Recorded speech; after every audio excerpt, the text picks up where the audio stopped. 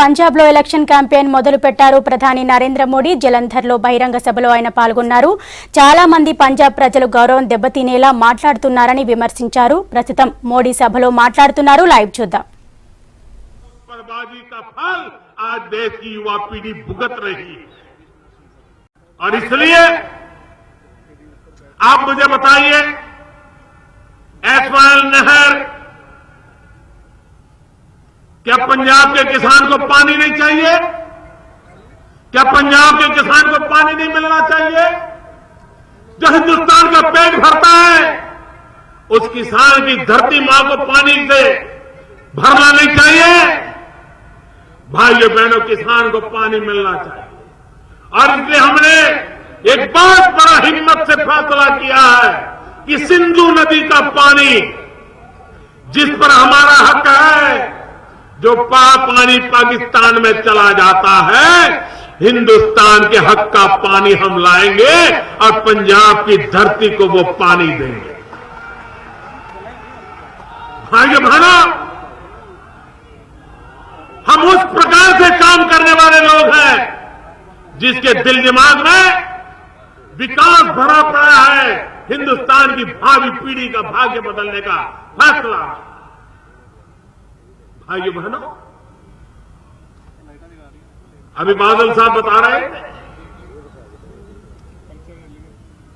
जब surgical strike हुई उसके कुछ दिन बाद मुझे लुधियाना आने का अवसर मिला और मैं देख रहा था पंजाब का हर परिवार अपने आप में एक विजय का एहसास कर रहा था, गर्व कर रहा था, क्योंकि पंजाब वीरों की धरती है और जब हिंदुस्तान की सेना ने पराक्रम किया, उसकी सबसे ज्यादा खुशी अगर कहीं नजर आती थी तो पंजाब के हर परिवार में नजर आती थी, निवृत्त सेनानियों में नजर आती थी। पंजाब में कोई गांव ऐसा नहीं होगा जहां पर सेवानिवृत्त फौजी न रहते हो। मैं मेरे फौज के भाइयों से कहना चाहता हूं,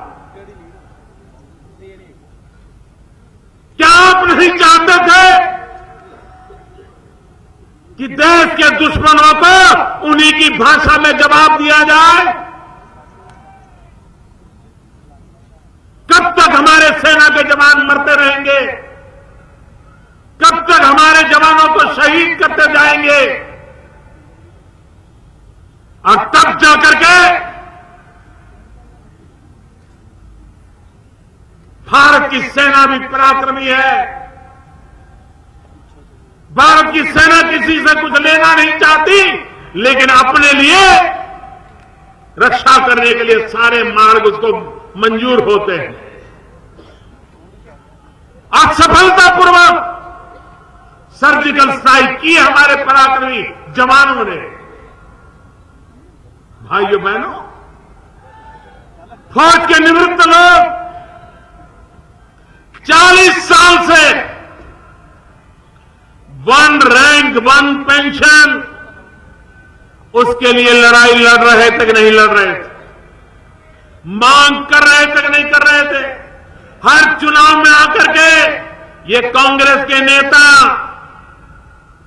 झूठी बयानबाजी, झूठे वादे करके गए थे कि नहीं गए थे। सेवानिवृत्त जवानों की मीटिंग किया करके बड़ी बड़ी बातें बता के गए थे कि नहीं गए थे। भाइयों बहनों, ऐसी कैसी पार्टी कि देश के लिए मरने जीने वाले लोगों के सामने भी सच बोलने की हिम्मत नहीं रखती थी, आंख में आंख मिलाकर के बात नहीं कर पाती थी, झूठे वादे करती थी और 40 साल तक वन रैंक वन पेंशन को लटकाए रखा। ये दिल्ली में हमारी सरकार आई, देश के सेना के लिए हमें गर्व है, फौजियों के लिए गर्व है और इसलिए हमने वन रैंक वन पेंशन का मसला सुलझा दिया। अब जब वन रैंक वन पेंशन की बातें लोग करते थे, शुरू में लोग मुझे बताते थे सब 500 करोड़ में हो जाएगा, कोई कहता है नहीं साहब 1000 करोड़ में हो जाएगा, कोई कहता था 1200 करोड़ में हो जाएगा। जब हम बराबर हिसाब लगाने बैठे तो मामला 10,000 करोड़ से भी ज्यादा हो गया। अब एक मुश्त 10,000 करोड़ रुपया निकालना किसी भी सरकार के लिए मुश्किल होता है। मैंने सेना के जवानों को बुलाया, फौजियों से बात की। मैंने कहा भाई, मैंने वादा किया है, मुझे वादा पूरा करना है, लेकिन आपकी मदद चाहिए। आगे फौजी लोग हैं, देश के लिए अगर उनसे कुछ कहो वो कभी झिझकते नहीं हैं। उन्होंने कहा मोदी जी बताइए हम क्या करें। हमने कहा भाई ये 1 रैंक 1 पेंशन का जो पैसा है मुझे देना है, लेकिन एक साथ नहीं दे पाऊंगा, 4 किस्त में दूंगा, 4 टुकड़ों में दूंगा। इतनी आप मेरे लिए सहूलत कर दीजिए। और मैं मेरे फौजियों को नमन करता हूं, उन्होंने 1 मिनट में मेरी बात मान ली। 10,000 करोड़ में से 6,000 करोड़ रुपया अब तक दे चुके हैं और इस बजट के बाद आगे का भी उनको दे दिया जाएगा। भाइयों बहनों, सरकार में विश्वसनीयता होती है, सरकार वादों की पक्की होती है और सरकार उस काम को करती है। भाइयों बहनों, पंजाब को विकास की नई ऊंचाइयों पर आज भी हम ले जा सकते हैं। जो लोग रुकावट डालना चाहते हैं, रोड़े अटकाना चाहते हैं, उनसे बचने की जरूरत है। और इसलिए भाइयों बहनों, मैं आज पंजाब की धरती पर आया हूं, आप सबके बीच आया हूं।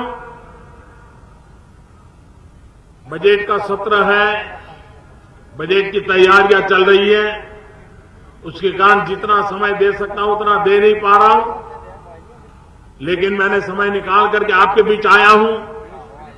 परसों भी एक बार आने का प्रयास करने वाला हूं, लेकिन मुझे विश्वास है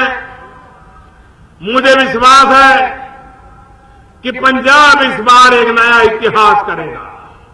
पहले कहा जाता था कि पंजाब की आदत ऐसी है कि हर चुनाव में सरकार बदलते रहना, लेकिन पंजाब ने पिछली बार उस सारी मान्यताओं को तोड़ करके रख दिया था। अब पंजाब तीसरी बार सरकार बना करके, बादल साहब को मुख्यमंत्री बना करके एक नया इतिहास अंकित करेगा, ये मेरा पूरा विश्वास है। भाइयों बहनों, हम भ्रष्टाचार के खिलाफ लड़ाई लड़ रहे हैं। कुछ लोग बहुत परेशान हैं क्योंकि कुछ लोगों की 70-70 साल की कमाई डूब रही है।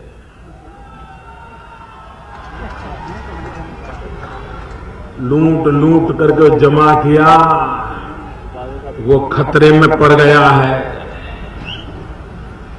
अभी तक वो पचा नहीं पा रहे हैं। मौके मिलते ही मुझ पर हमला बोलते हैं।